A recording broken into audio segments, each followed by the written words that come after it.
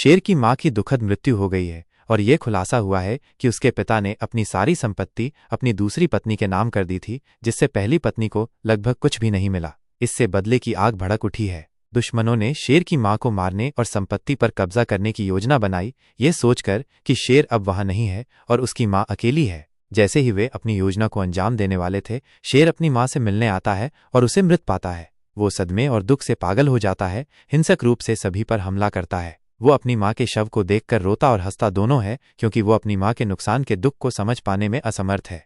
फजर, जिसने शेर के ठीक होने तक उसे कभी न छोड़ने का वादा किया है, उसके साथ आती है। वो इस भयानक स्थिति को देखती है और उसे पता चलता है कि वही लोग जिन्होंने शेर को और उसके पिता को मारने की कोशिश की थी, उन्होंने ही उसकी मां को भी मार डाला है ताकि वे सारी संपत्ति हथिया सकें।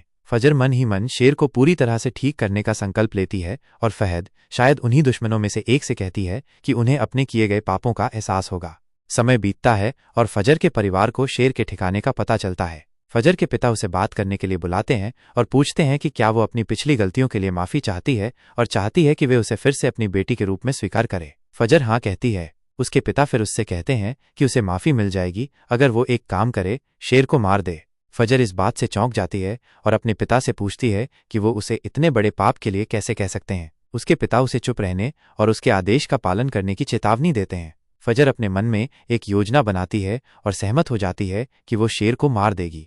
कुछ समय बाद शेर पूरी तरह से ठीक हो जाता है। फजर ने मन ही मन सोचा था कि जैसे ही शेर ठीक हो जाएगा, वो उसे उसके परिवार के हवाले कर देगी। उसके बाद उसके पिता चाहे उसे मार दें या जिंदा रखें, उसे कोई परवाह नहीं होगी। उसने बहुत सी कठिनाइयां झेली हैं और शेर ही एकमात्र ऐसा व्यक्ति था जिसने हमेशा उसकी मदद की और उसे फहद से भी बचाया। जब फजर के पिता को पता चलता है कि शेर ठीक हो गया है, तो वो उसे डांटते नहीं है, बल्कि ये देखने के लिए चुनौती देते हैं कि वो अपनी बेटी होने के बावजूद कितनी चालाक है। फजर शेर के साथ घर लौटती है। शेर फजर के परिवार से एक महत्वपूर्ण बात करना चाहता है। फजर शेर को बताती है कि उसके पिता ने उसे मारने के लिए कहा था। जब उसके पिता देखते हैं कि शेर भी साथ है, तो वे फजर को घर से बाहर धकेल देते हैं, यह कहते हुए कि वो अब उनकी बेटी नहीं है और उसने कभी माफी नहीं चाही। वो कहते हैं कि पहले शायद वे उसे माफ कर देते, लेकिन अब जब वो शेर को बचाकर वापस ले आई है, तो वे उसे कभी माफ नहीं करेंगे। फजर जवाब देती है कि वो एक डॉक्टर है और हर किसी का अच्छे से इलाज करना उसका कर्तव्य है। शेर यहाँ उसका हाथ मांगने आया है।